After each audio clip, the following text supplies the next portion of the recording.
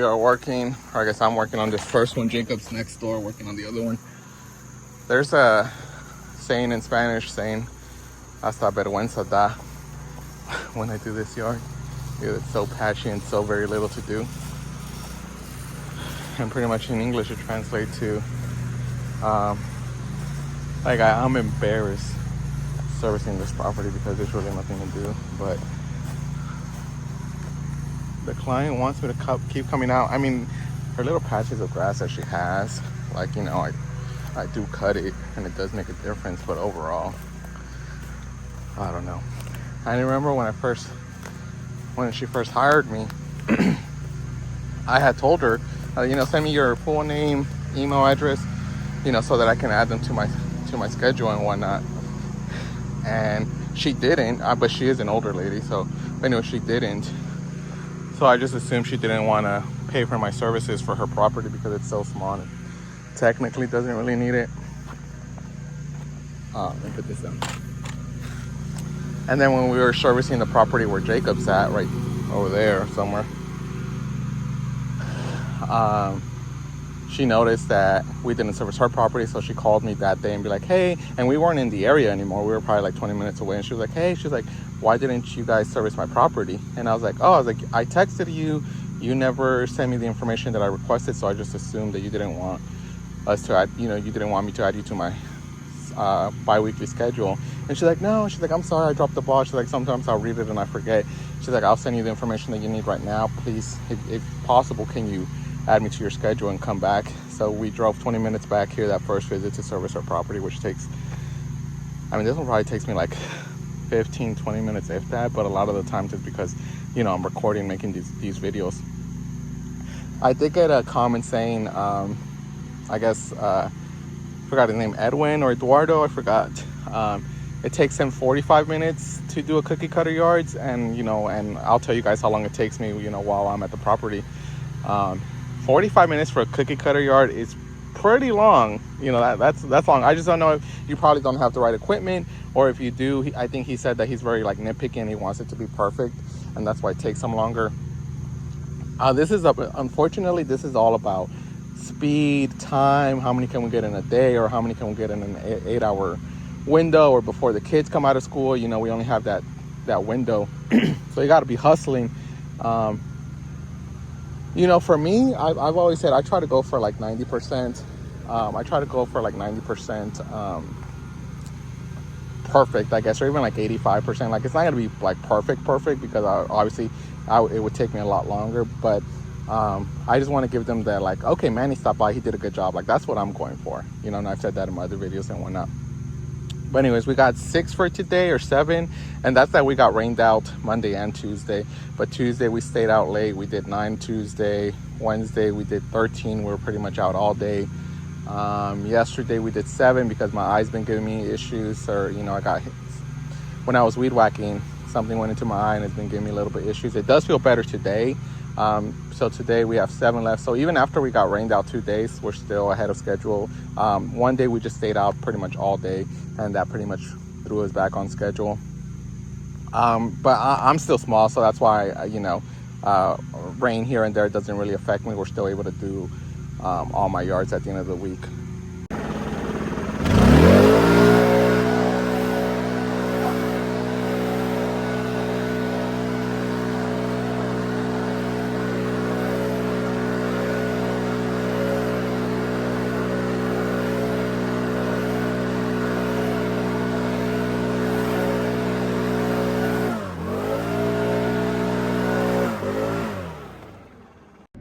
So this is property number 3. We got here at 8:15, like 8:20.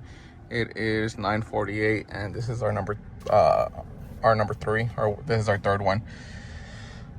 So I don't know. That's what, kind of like a little bit less than 2 hours to do 3. But it's all in the same neighborhood, so that's why we're able to do this many. So yeah. So today we can talk about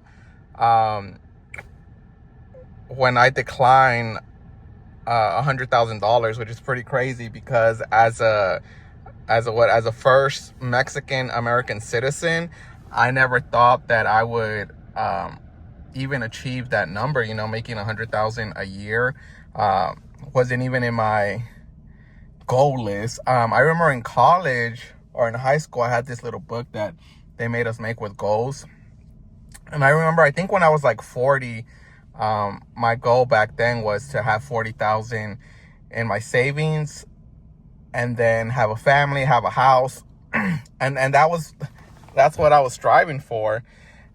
And fast forward to, a couple years ago, I declined a $100,000 offer from my last employer, which was Nick and Norman's. And again, that's the restaurant from Daryl from The Walking Dead. And he owns it with, what's the other guy's name? Greg Nicotero, I believe. And he's like the special effects. He's like the director of special effects. So I guess they got together. They made a restaurant. And then the CEO interviewed me. I got the job. And I stayed there for 3 years.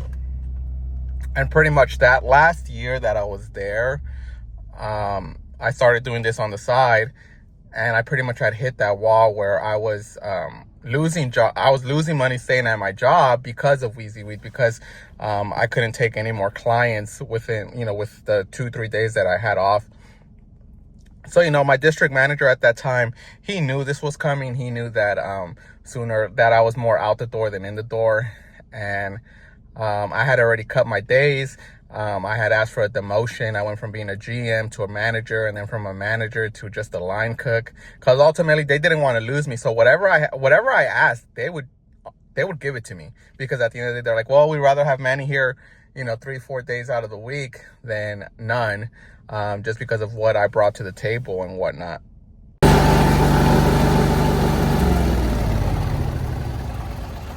So pretty much, I still remember exactly how it happened. So I had put in my 2 weeks, and then they've always, like the district manager kind of always joked about it. He'd be like, hey, he's like, do you want your position back? And I'd be like, no. And I just laugh and be like, no, thank you. Because by this time, they've tried hiring 2 GMs to replace me, obviously one at a time, and they both, had their own stories and didn't work out.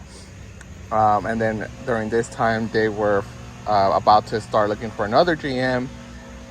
So pretty much, by this time I had already put in my 2 weeks, and I was prepping for the week, and the district manager comes in, and he was like, how much? And I was like, his name was Adam. I was like, nah, Adam. I was like, there's no number that you can throw at me that, for me to take back my job full time. And he looks around and he just whispers in my ear, he's like, 100. And I was like, what? He's like, 100,000 for you to take your job back. And it was one of those things where I had to stop what I was doing. And I was like, okay, now we're kind of talking, because 100,000 a year, no, that's pretty sweet. I know a lot of people would have jumped on that ship. And I kind of knew the answer. I knew I wasn't going to decline, but with an offer like that, you got to at least consider it. So I was like, let me think about it. I was like, let me talk to the wife. Let me think about it. And, throughout the day, I was thinking about it.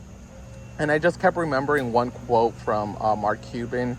And I think he was talking, he was on Shark Tank, and he was talking to an entrepreneur.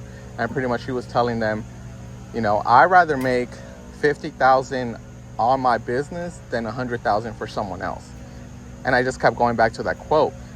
Because, even if, whatever number I'm at, a couple of years from now, it's going to keep growing. And I've kind of touched base, if I would have stayed at that job, yes, I would have made a good money, a lot more than what I'm making now that first year or two. But then eventually, I would only be getting like a 2, 3, 5% raise every year, still working 60, 70 hours for them and whatnot. But I did consider it. And, I got home, I talked to the wife, and she's like, what do you think, babe? She's like, that's a lot of money. I was like, I know. And by this time, even now, I've never gotten close. I mean, I've gotten close to 100,000, but I've never really made 100,000 on paper from an employer. Obviously I declined. So the next day he came and he was like, so I was like, I'm going to have to decline. I appreciate it, but nah, I'm going to have to pass up and whatnot. Let me get in the truck so we can finish. Jacob's blowing this property. I think this is number 4. Looks a little overcast, a little cloudy, so we might get rained out, but we only have 3 left, so today's a super short day. But Yeah, I mean, I didn't hate that job, but it wasn't one of those things where like I truly loved and enjoyed every minute of it. I'd say it was kind of like 60-40, where like 60%, I didn't mind it, but 40% I was like, oh, I hate this place and whatnot. And I'm sure a lot of us have had a job like that. And with lawn care, it seems like it's more like 80-20, like 80% I'm enjoying it because ultimately I'm making good money now. But even when I wasn't making good money, like if I had like 5, 6, 7, 8, 9, 10 yards, whatever, like I just really enjoy being out here and doing this because I'm like, wow, like I'm making good money, even if it's like a cookie cutter yard that, or medium sized yard where I'm there like an hour and I'm making like $60 that hour. Like that's like coming from a job where, you get paid like, $20, $22 an hour to making $60 an hour. Yes, minus expenses and whatnot, but still like $60 in an hour. Like that's kind of like mind blowing to me. It was. And I'm sure a lot of y'all can relate. And that's why you're like, dang, like if I can do this all day, maybe like 7, 8 hours out of the day, or even 10 to 12 hours out of the day, and I can do this 4 or 5 times, that's a lot of money. And you kind of just start thinking like, damn, like, and I need to keep working on this because I've tasted a little bit of this, of how much I can make and how, and you can already see the money coming in, and I would say like 80%, like I truly enjoy, like I love doing this. And I remember talking to one of the old GMs that was replacing me, and he was like, oh, I heard you're doing your own lawn care business and whatnot. And I was like, yeah, I was like, I love it. And he kind of joked about it. He was like, wait, you love cutting grass? And he just laughed. And I was like, as weird and as strange as it does, I do. And he was kind of like, just like poking at me, like trying to get a reaction from me. And I was like, no, yeah, I was like, laugh all you want, but, in my mind, I was like, laugh all you want, but this is why you're taking my job that I no longer want. So what does that have to say, And it's like one of those things where,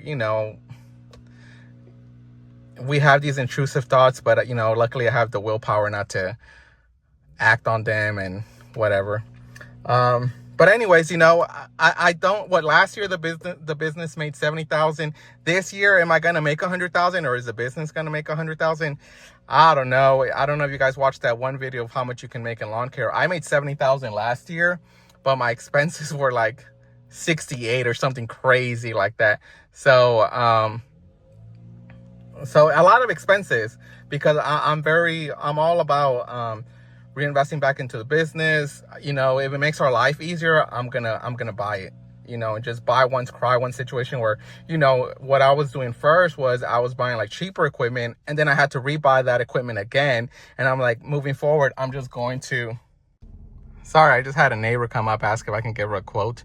But yeah, now I'm all about just buy the best one, buy the best equipment or best tool, and buy once, cry once and whatnot. And that way I'm not having to rebuy again. But anyways, keep going.